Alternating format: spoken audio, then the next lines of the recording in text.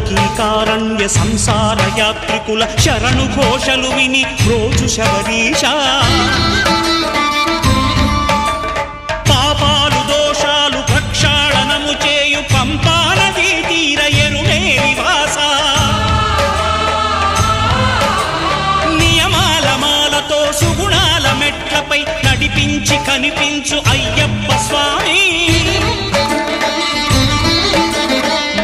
సంక్రాంతి సజ్జోతివై అరుదెంచి మహిమలను చూపించు మణికంఠ స్వామి కర్మబంధము బాపు ధర్మశాస్త్ర కలిభీతితో